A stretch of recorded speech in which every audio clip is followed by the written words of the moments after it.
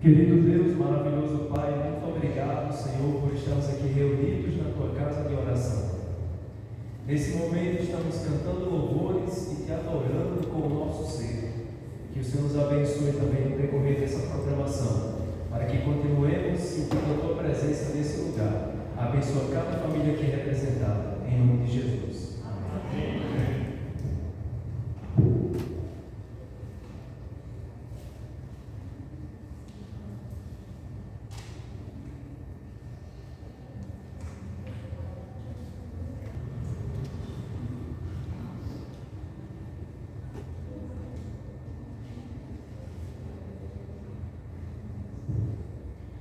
Bom dia, irmãos. Feliz sábado. Está todo mundo bem? Graças a Deus, né? Que bom que estamos aqui reunidos na casa de Deus, né? Nesse bom lugar. Para mais um sábado, é sempre bom voltar aqui. Já fazia algum tempo que eu não vim aqui. Não foi por falta de convites. O irmão Elcis me convidou, mas eu estava com um probleminha há 7 meses atrás e não pude vir. Mas hoje estamos aqui para honra e glória de Deus. Amém. E é bom também saber que a igreja está cheia, animada, uma igreja que eu admiro pela perseverança e também pelo fogo que vocês têm. Vocês são abençoados por isso. Amém. Eu estava falando com o irmão Naldinho, que inclusive quero agradecer aqui publicamente o convite, agradecer também a Deus, e eu falei para ele que não existem coincidências, porque o tema que eu escolhi nessa manhã fala sobre o Espírito Santo, que a irmã inclusive cantou ainda há pouco sobre ele. E quando nós falamos sobre o Espírito Santo, nós temos uma grande responsabilidade. Primeiro porque Ele é Deus, e depois porque a igreja almeja receber o Espírito Santo em plenitude. Amém. Nós estamos vivendo no limiar do tempo do fim. Muito obrigado, irmão. Muito obrigado. E muitas coisas vão acontecer para que Cristo retorne a esse planeta. E o trabalho do Espírito Santo no selamento do remanescente é primordial. Não existe uma igreja fervorosa, uma igreja que almeja o recebimento do Espírito Santo, se não houver o Espírito Santo como alvo. Mas alguns cristãos, eles têm uma certa dúvida a respeito do selamento final de Deus, quanto ao que diz respeito ao Espírito Santo e ao sábado do Senhor. Algumas pessoas até confundem o sábado como o selo de Deus. Na verdade, o sábado é o elo entre nós e o nosso Deus. O Espírito Santo é o Espírito que vai selar a igreja, vai derramar seu Espírito para que a igreja conclua a pregação do Evangelho. A exemplo disso temos no Novo Testamento o apóstolo Paulo, que enfatizava isso com tanta categoria. Ele falava que o Espírito Santo é o penhor da salvação. Não existe salvação se não existir o Espírito Santo. Eu quero abrir a Bíblia com vocês no livro de Ezequiel, no capítulo 9. Vamos ler aqui alguns textos, alguns versos, melhor dizendo, desse texto aqui de Ezequiel, capítulo 9, a partir do verso 1 até o verso 6. Todos acharam? Feche os seus olhos. Querido Pai, maravilhoso Deus, mais uma vez adentramos a Tua presença através dessa oração, para pedirmos a Ti, ó Pai, que envie o Teu Santo Espírito, para que abra a nossa mente, e que possamos entender todas as coisas que serão ditas e ouvidas aqui neste momento. Amém. Que o Senhor nos use poderosamente, em nome de Jesus. Amém. Ezequiel capítulo 9, versos de 1 ao 6, diz assim: Então ouvi que gritava em alta voz, dizendo: Chegai-vos, vós executores da cidade, cada um com a sua arma destruidora na mão.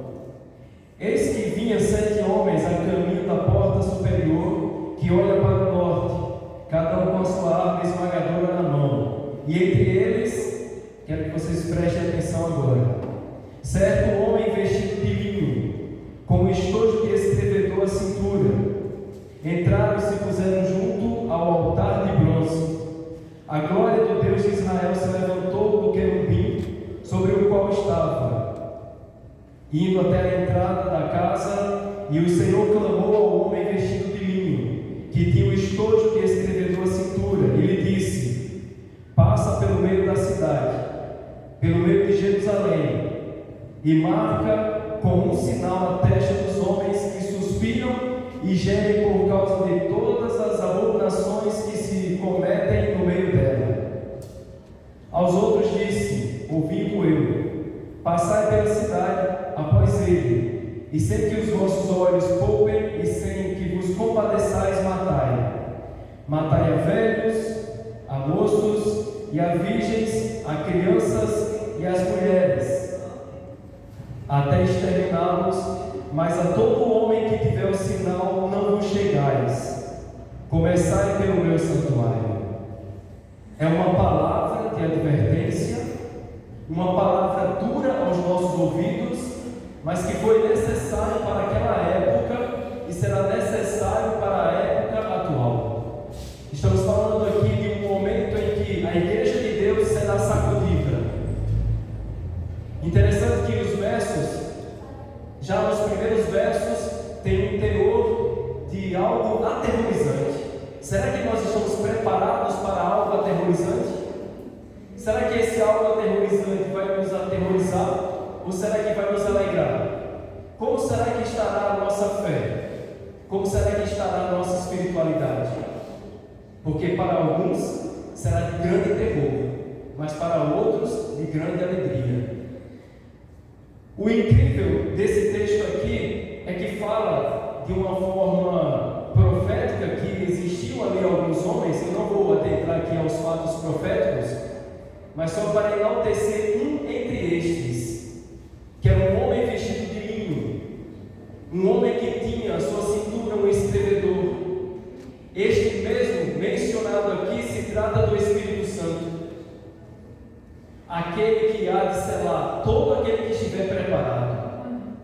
O interessante é que esse texto afirma categoricamente que isso acontecerá primeiro na casa de Deus, no meu santuário. Não acontecerá lá fora, acontecerá aqui. Portanto, precisamos estar preparados. E eu lembro uma dessas apostilas sobre evangelismos. Eu vi algo interessante que me impactou muito. Primeiro, falava da condição da igreja, falava de algumas pessoas que já fizeram parte dessa igreja e hoje não estão mais aqui. São aqueles que nós temos como aqueles que se afastaram do meio de nós.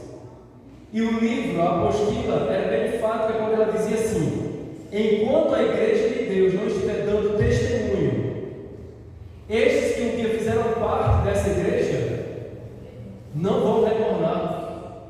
Eles estão cheios, abarrotados de palavras, mas eles querem ver testemunho, eles querem ver a ação da igreja, eles querem ver se nós fomos transformados. Porque uma vez que há transformação, há também conversão. Se não há conversão, nem transformação, que é um processo natural e gradual, eles vão afirmar: o que eu vou fazer ali? O que aquela igreja fez na vida daqueles membros? Se não fez nada na vida daqueles membros, tampouco vai fazer na minha vida. Adentrando ainda mais a essa leitura, eu vi algo que me impactou ainda mais. Falava sobre o derramamento do Espírito Santo na igreja atual. E falava que o derramamento do Espírito Santo vai acontecer. E quando acontecer, aquele que não estiver preparado vai perder a grande oportunidade da sua vida. E faz até uma comparação, uma ilustração com um trem, quando passa na estação. Uma vez que ele passa na estação, se você não entrar no trem, você perde a sua oportunidade de chegar mais longe. Quando o Espírito Santo descer sobre a igreja, ele descerá somente uma vez. E se você não estiver preparado para recebê-lo, será como um trem que passará e você não conseguirá mais alcançá-lo. O Espírito Santo será derramado uma segunda vez. não mais sobre a igreja de Deus, mas sobre aqueles que estão do outro lado, aqueles que nos momentos finais receberão a solene advertência e a voz do terceiro anjo proclamando que agora chegou a hora do seu juízo. Estes se arrependerão naquele último momento e terão também a única oportunidade, e o Espírito Santo descerá também sobre eles. Mas adentrando ainda nesse texto aqui, nos versos finais, nós vemos algo aqui impressionante. Aqui existe uma condição para receber o Espírito Santo. O profeta Ezequiel, ele descreve essas pessoas como pessoas que sofrem, que se sacrificam, que gemem. Eu estava analisando essa questão e cheguei à seguinte conclusão: gemer não é o fato de você chorar, se lamentar, murmurar. Gemer é o fato de você abandonar as práticas do pecado. É você se sacrificar por vencer as tentações que assolam a sua vida. Sabe aquela tentação que é muito forte, que você parece não conseguir ter mais forças, e quando ela vem e lhe assalta, aí você cede. Você não está gemendo, você não está lutando contra isso. E quando isso toma uma dimensão maior, nós chamamos de adicção. Adicção, para quem já frequentou ou acompanhou aqueles movimentos de recuperação, tanto dos alcoólicos, alcoólatras, tanto dos drogados, eles fazem um trabalho e ali eles incentivam as pessoas com a palavra de ânimo, com coisas que podem comover a vida daqueles cidadãos. E eles falam que pessoas adictas são as pessoas que não têm mais o controle sobre os seus próprios atos. Nas tentações acontece a mesma coisa. Uma vez que você cede a primeira tentação, você enfraquece. A segunda vem e lhe assalta com mais propriedade. Você perde as forças, a resistência. E quanto mais você cede às tentações, mas ela vai tomando conta e dimensão da sua vida e você fica um adicto. Você não tem mais forças suficientes para resistir às tentações. E é nesse momento que você precisa se redescobrir, se desdobrar. Era exatamente isso que Ezequiel falava para aquele povo. Aquele povo estava preparado para receber a ação do Espírito Santo. Eles gemiam, suspiravam, clamavam, porque eles estavam abandonando o pecado. O pecado não fazia mais parte da vida deles. As tentações que iam até eles barravam naquela porta, porque eles estavam lacrando a porta às tentações do diabo. O Espírito Santo só entrará na nossa vida gradativamente para nos alcançar no ápice do nosso desenvolvimento espiritual, se nós vencermos as tentações que nos vêm todos os dias. Sabe, queridos, é impressionante notarmos aqui que a condição para sobreviver a isso requer de nós um esforço sobrenatural. Aqueles pontos fracos que nós temos, precisamos nos desvencilhar deles. Aqueles pontos fracos que nos afligem, que nos assaltam, nós precisamos pedir a Deus força. Eu lembro de Jacó, quando estava no vale do Jaboque, ele estava ali clamando, suspirando e gemendo. Ele estava a fim de alcançar a misericórdia e a graça de Cristo. E ele orava durante a noite toda, a noite inteira ele estava orando. E ao raiar do dia, ele teve a visita da pessoa mais importante da vida dele. E o interessante é que essa visita, um tanto misteriosa, quando Jacó começou a luta, ele viu que não se tratava de um ser humano, e sim de um anjo de Deus, o próprio Cristo.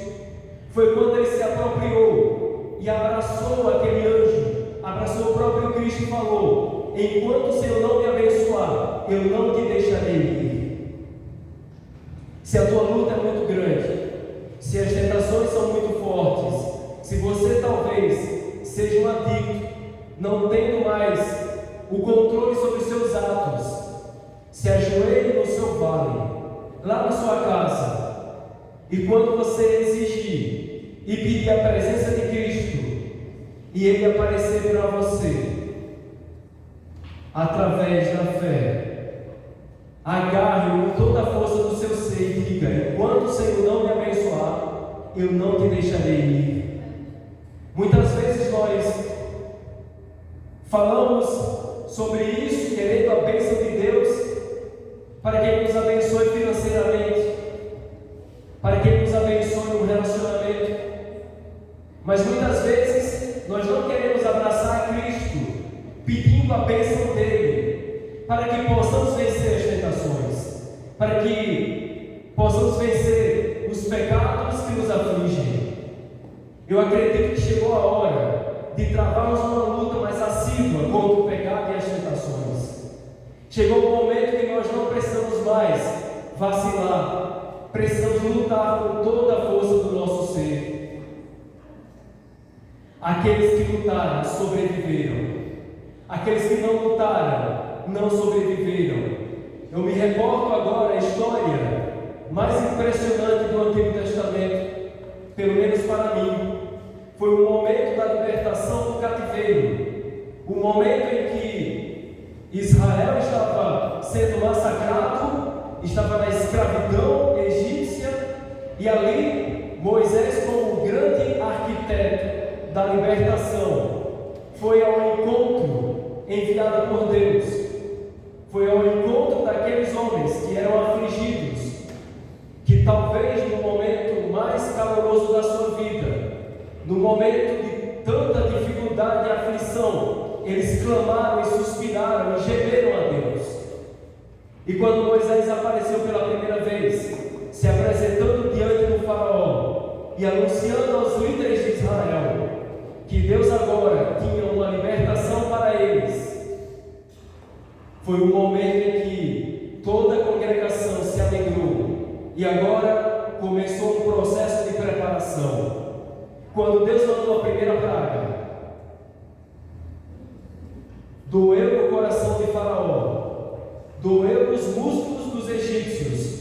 Quando Deus mandou a segunda, a terceira, a quarta, a quinta, foi doloroso para eles, mas o pecado estava tão impregnado na vida dos egípcios que eles não conseguiam dar um passo a mais, porque aquelas pragas não foi somente para puni-los, mas para fazer com que eles voltassem atrás. A exemplo disso, nós temos nos anais da história muitos egípcios no meio do povo de Deus. Muitos se converteram porque viram os juízos de Deus naquele local e viram o poder de Deus sendo enaltecido. Mas o que chama a atenção é que na última praga, Deus anunciou que seria a praga mais dolorosa, que todos eles que quisessem receber o selo e a salvação das suas vidas precisavam marcar nos umbrais da porta com sangue uma identificação de que ele acreditava, de que ela acreditava em Cristo, de que eles acreditavam que estavam protegidos, porque aquela marca significava o próprio Cristo, a sua morte e ressurreição e libertação do pecado.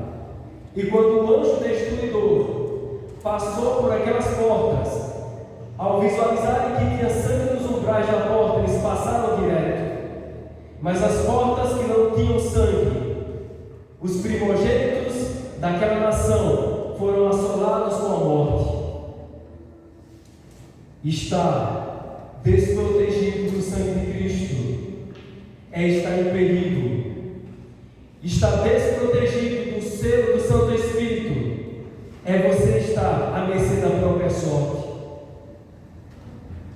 Apocalipse capítulo 7, versículos de 1 a 3. Olha que interessante. Apocalipse capítulo 7, dos versículos de 1 a 3, diz o seguinte: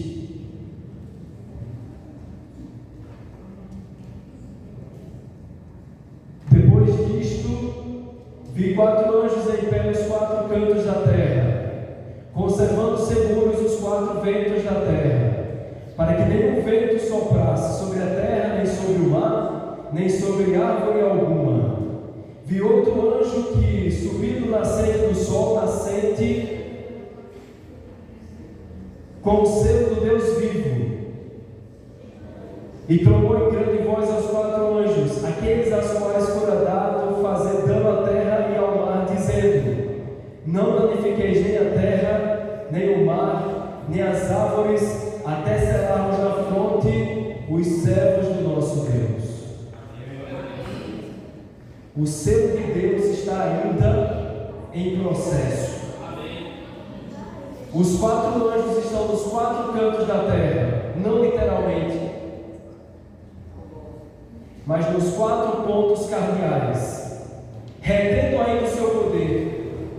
E um anjo que vai surgir do nascente sol será o mesmo Espírito Santo que operará com grande poder, grande prodígio, o selamento final do povo de Deus. Ele é retido. Não, agora não, porque os nossos queridos ainda não estão preparados. Você percebeu que há aqui uma condição e há também um retardo? Nós precisamos estar preparados para recebermos o Espírito Santo em plenitude.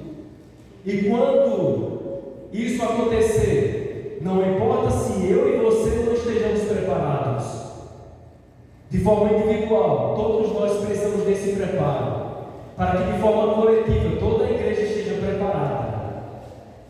Mas alguns infelizmente não estarão preparados.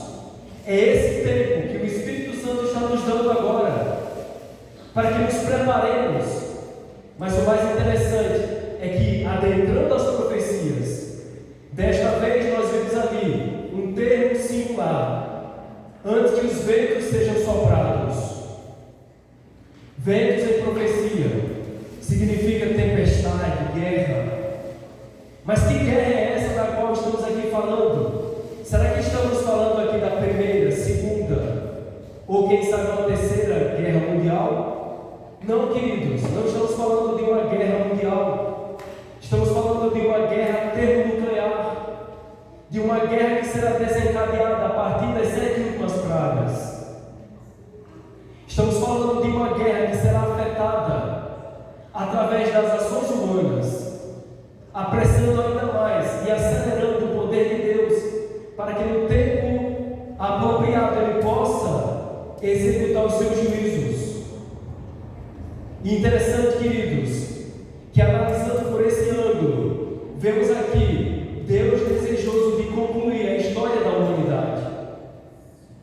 E quando essas pragas começarem a cair, os filhos de Deus precisam estar preparados, a não ser que não queiram ir para o céu. O interessante é que essa guerra assolará esse planeta, para que possamos entender que as ações humanas, o pecado e a rebelião direta contra a lei de Deus é que está acelerando esse processo.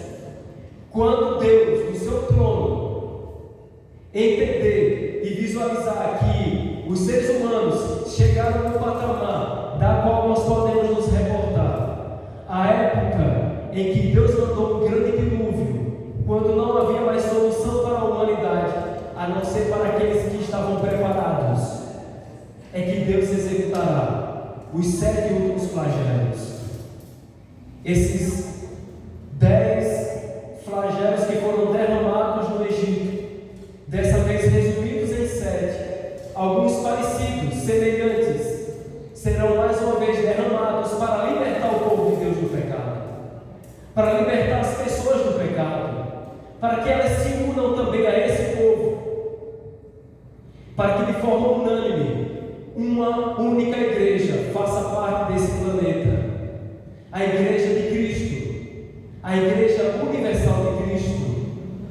Não a igreja universal, mas a igreja universal de Cristo. Todos aqueles que fazem parte da promessa e que ainda não sabem que fazem parte da promessa, mas que necessitam que eu e você façamos a nossa parte de dar o sonido certo à trombeta de Deus, pregando para eles sobre o juízo, sobre o santuário, sobre o Evangelho eterno e completo, para que eles tomem a decisão mais assertiva da sua vida. Eles conhecem Cristo parcialmente, eles conhecem a palavra de Deus parcialmente, mas eles não conhecem a plenitude da palavra de Deus.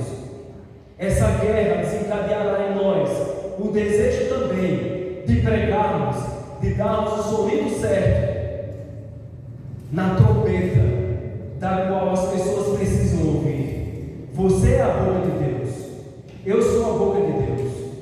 Nós precisamos exercer isso. Queridos,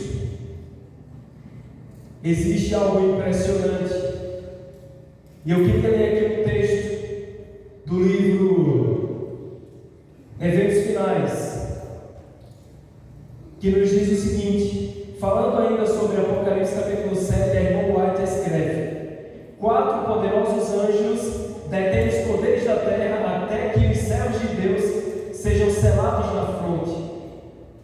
Exatamente o que nós acabamos de ler em Apocalipse capítulo 7. Agora vejam isso. As nações do mundo estão ansiosas por conflitos. Perceberam? Estão ansiosos por conflitos.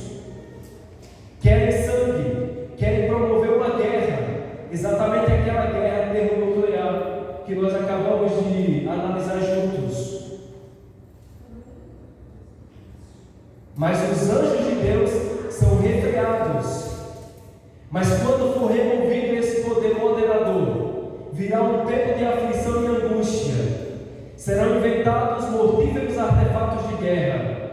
Se você se deter um pouco ao texto de Apocalipse capítulo 12, verso 17, aquela guerra que foi travada, e durante 1260 anos, até o último momento do término ali da grande perseguição, e a maior perseguição de todos os tempos, pelo menos em quantidade de tempo, quando iniciou-se ali o início do tempo do fim, nós vemos claramente uma guerra travada entre Satanás e a Igreja de Deus. Uma luta que vai ser ainda mais intensificada nos momentos finais. Uma luta, uma guerra entre 2 grandes poderes. Um grande conflito da qual nós somos o alvo. Você é alvo do poder de Deus, mas infelizmente você também é alvo do poder de Satanás. Portanto, você precisa identificar onde está a sua vitória. Você precisa identificar onde está o poder que pode salvar você nessa guerra, nesse grande conflito, porque essa guerra será ainda mais intensificada quando esses 4 anjos forem retirados, quando as pragas começarem a cair e quando Satanás tiver aquele pouco tempo que Deus deixará que ele execute os seus poderes, aí nós veremos Deus atuando poderosamente, salvando aqueles que se uniram a Ele, como aqueles que estão debaixo das asas de um Deus protetor. Mas veremos também grande angústia e mortandade. Essa mortandade da qual o irmão White menciona aqui é exatamente as sequelas e as consequências das decisões que os seres humanos tomaram. E nós precisamos escolher o lado vencedor, porque parece que nós estamos na fronteira, onde nós não sabemos ainda onde os nossos pés estão pisando, se no terreno de Satanás ou no terreno de Cristo. Você precisa decidir exatamente nesse momento de que lado da fronteira você está. Queridos, enquanto a terra estiver em desespero, o Espírito Santo, ele desencadeará e aumentará ainda mais a nossa fé, o nosso amor pela obra de Cristo, para a conclusão final do Evangelho eterno. Então acontecerão aqui algumas coisas. Acontecerá agora o selamento final. Do que nós estamos falando? Falamos sobre guerras, falamos também sobre o grande conflito e precisamos falar sobre o selo de Deus. Só para vocês terem uma ideia, só no Novo Testamento nós temos dois tipos de selamento: o selamento do Espírito e o selamento do Apocalipse. O que é o selamento do Espírito? Eu responderia de forma bem simples e sucinta. O selamento do Espírito é exatamente a conversão e a transformação da qual nós estamos passando por esse processo. Só para termos uma conclusão mais acertada, precisamos abrir no livro de Efésios, no capítulo 1, versículo 13. Quando começará o selamento de Deus para o seu povo escolhido? Efésios capítulo 1, versículo 3 nos dá as respostas, dizendo o seguinte: todos acharam? Efésios capítulo 1, verso 13: em quem também vós, depois que ouvistes a palavra da verdade, o evangelho da vossa salvação, tendo nele também crido. O que diz aí? Foste selados com o Santo Espírito da promessa. Quando começa o selamento do Espírito Santo? Na conversão. Na conversão é que começa o grande processo do selamento do povo de Deus. Quando você estuda a palavra de Deus, quando você decide pelo santo batismo, quando você desce as águas batismais e você ressurge daqui como uma nova criatura, você agora foi selado pelo Santo Espírito. Esse selamento continua no seu desenvolvimento. E no capítulo 4 do mesmo livro, no versículo 30,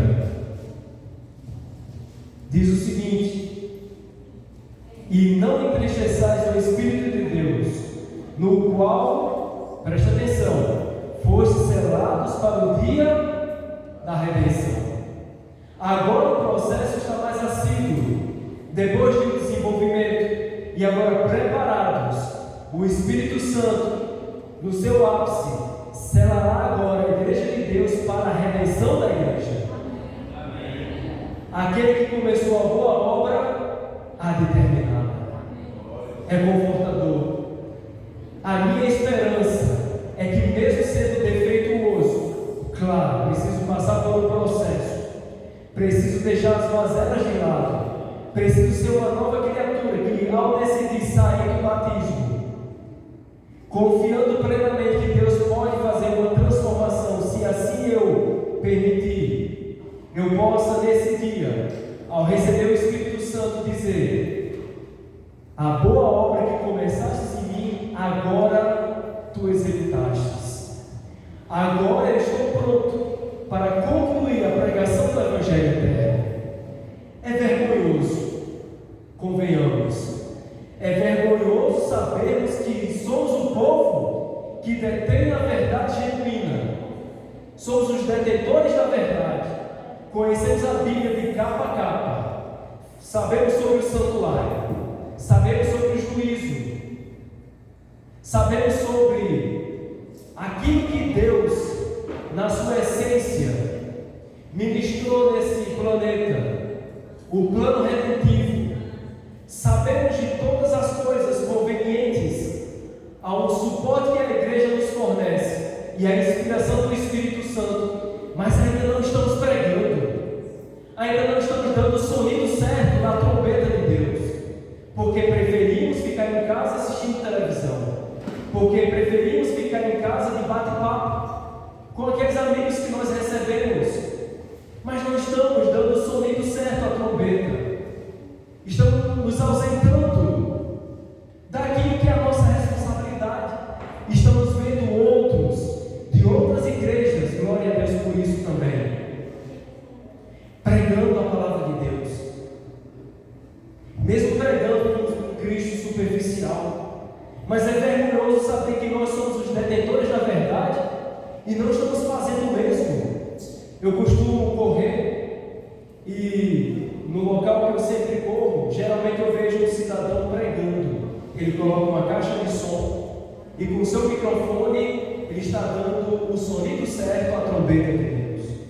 Respeito ele, porque mesmo ele não sabendo de tudo aquilo que nós sabemos, mas ele está dando o sonido certo à trombeta de Deus. Não na sua essência mais pura e na sua completude, mas aquilo que ele aprendeu ele está desenvolvendo. Enquanto os carros passam ali, enquanto as pessoas caminham e correm, ele está pregando a palavra de Deus. E nós, o que nós estamos fazendo? Será que estamos assistindo a Netflix? Será que estamos no bate-papo lá no WhatsApp, no Facebook? O que será que nós queremos na nossa vida? Será que nós queremos brincar de sermos cristãos? Será que nós estamos procrastinando, esperando que Cristo derrame o Santo Espírito nos momentos finais, pensando nós de que eu posso me preparar a qualquer momento? Será que eu penso na minha insanidade que o Espírito Santo vai operar em mim como um estalar de dedos, um derramamento do poder dele, se eu não estiver preparado ou se eu deixar para me preparar, faltando 5 minutos para acabar o meu tempo? Não. Ele não fará isso porque é um processo, eu preciso me preparar. Aquele que começou a boa obra, quando você saiu daqui do tanque, você fez uma promessa para Deus de permitir que Ele entre na sua vida, de permitir que Ele faça uma transformação no seu ser. E aquele que começou ali, quando você saiu daquele tanque, Ele está desenvolvendo isso em você, para que no momento final Ele possa executar o bem-querer dele, derramando o Santo Espírito. Mas Ele precisa que você decida, não somente naquele momento, porque parece que quando nós saímos desse tanque aqui, parece que nós saímos tão eufóricos, amando a Deus sobre todas as coisas. É o primeiro amor, não é? Aquele calor, aquela coisa que arde no peito. Mas parece que ao longo do tempo, com as tentações nos assaltando, com os grandes desafios da vida, parece que nós perdemos aquilo. Parece que o amor esfriou. Agarre a Cristo, diga a Ele: eu só te deixarei ir se o Senhor me abençoar. E a bênção que eu quero hoje é a vitória sobre as tentações, é a vitória sobre o pecado, e a vontade de pregar a Cristo, e a vontade de ver almas se batizando. Nós terminamos um Caleb há pouco tempo. Eu tive o prazer mais uma vez de ser o evangelista, e eu via nos olhos das pessoas o desejo de conhecer mais. Quando eu ia visitá-las, quando eu chegava na casa delas, elas me recepcionavam tão bem, com alegria, me abraçando, com um sorriso no rosto. É esse amor que nós precisamos. É dessa alegria contagiante que nós precisamos para reviver. Nós estamos mortos, estamos arruinados, mas ainda, e nem tão pouco, estaremos destruídos. Podemos estar vacilantes, porque a igreja de Deus hoje é militante, mas ela será triunfante. Mas nós precisamos, de forma individual, fazer a nossa parte. Eu preciso pregar, eu preciso sair daqui hoje à tarde e ir lá na casa daquele irmão que um dia fez parte dessa igreja, estava sentado aqui nessas primeiras fileiras e não estão mais aqui. Eu preciso chegar hoje na casa dele, eu preciso chegar hoje na casa dela e dizer: meu amigo, minha amiga, meu irmão, eu estou em falta com você. Você saiu da igreja e eu nunca te fiz uma visita. Você saiu da igreja e eu confesso que eu nunca orei por você. Você ora por eles? Não precisa responder. Se você não faz isso, ore por aqueles que fizeram parte, que estavam aqui nessas primeiras fileiras. Se redima perante Deus e perante eles e diga: eu não vim com palavras, hoje eu vim com os meus ouvidos. Me conte o que você precisa contar. desabafe o que está entalado aí em você. Porque eu quero que você, no próximo sábado, ou quem sabe na quarta-feira, ou amanhã mesmo no domingo, você esteja comigo na igreja. Se você não fizer isso, aquele querido pode se perder. Se você não fizer isso, aquele querido pode pensar: se a igreja não se preocupa comigo, o que eu vou fazer ali naquela igreja? Se você não fizer isso, ele pode pensar: Deus não transformou a vida daqueles, então ele não é capaz de transformar a minha vida. Queridos, eu fico impressionado pelo cinismo da nossa atitude.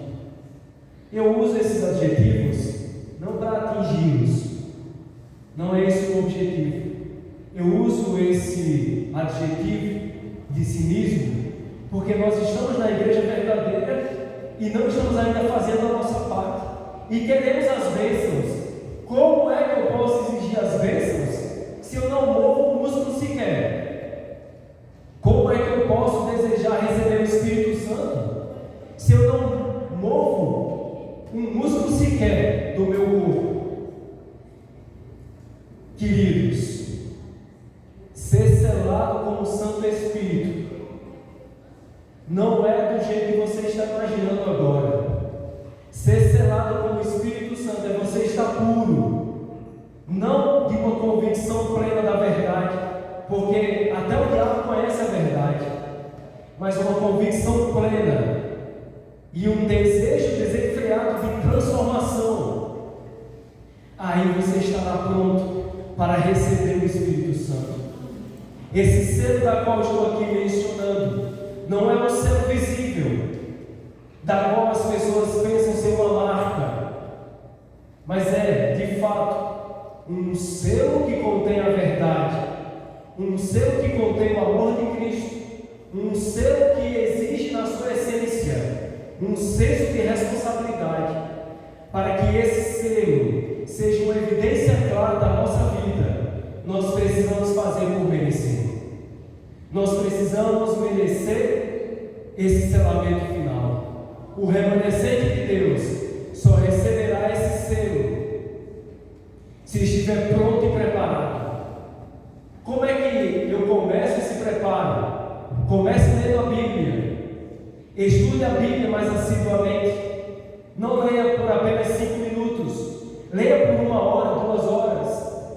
Como é que eu começo esse processo de consagração para receber o Santo Espírito? Ore durante 1 hora.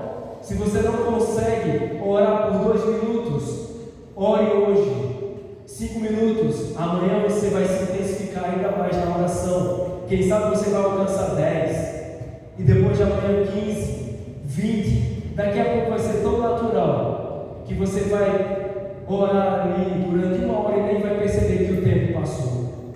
Vai ser como aquela oração de Jacó a noite inteira: enquanto o Senhor não me abençoar, eu não te deixarei. Se você precisa almeja ser selado por Deus, não venha apenas no sábado. Seja um frequentador assíduo, venha no domingo e na quarta, mas não venha sozinho. Traga o seu vizinho, traga aquele que um dia fez parte dessa igreja e precisa apenas de um convite, ou precisa apenas ser ouvido. Sabe por quê, queridos? Porque o Espírito Santo, ele quer derramar em plenitude o seu poder, para que você continue obedecendo a Deus e cumpra a sua responsabilidade. Talvez agora você esteja preocupado, mas será que o Espírito Santo já está sendo derramado? Eu diria que sim, em pequenas gotículas ainda, nesse processo. Mas ele será derramado em plenitude, no momento mais apropriado. Você precisa, mais do que nunca, estar pronto e preparado, porque esse momento em que o Espírito Santo descerá em plenitude será um curto momento. Não deixe passar a oportunidade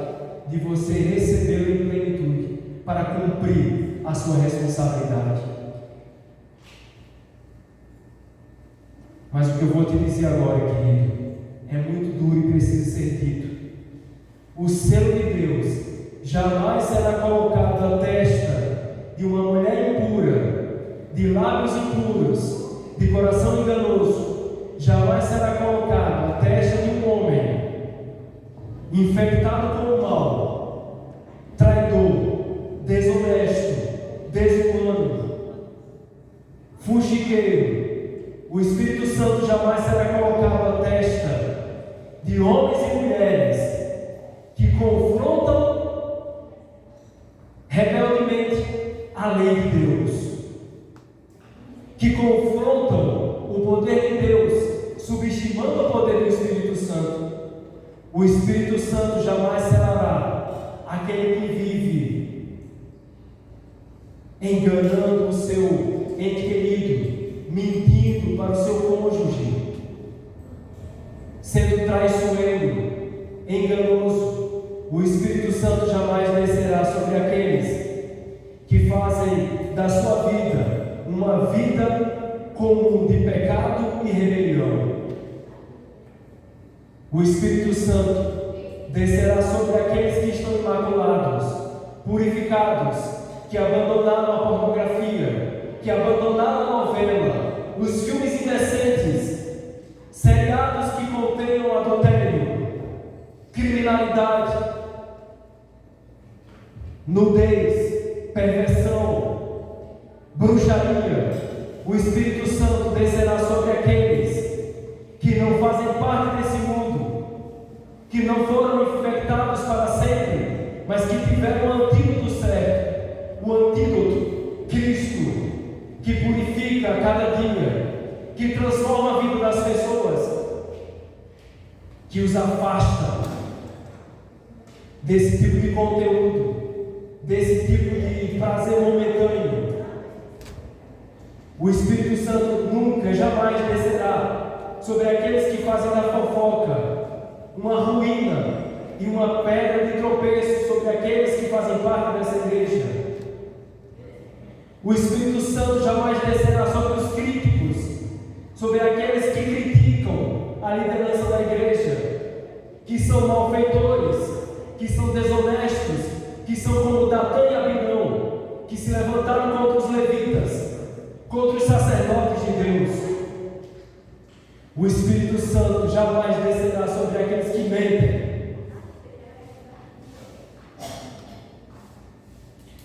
O Espírito Santo descerá sobre aqueles que abandonaram esse mundo, que não são mais pessoas comuns, mas que são filhos e filhas de Deus transformados e regenerados. Quem aqui está disposto a receber o selo de Deus e abandonar essa vida de pecado? Nesse momento, os santos anjos, o anjo escrivão está anotando no livro memorial.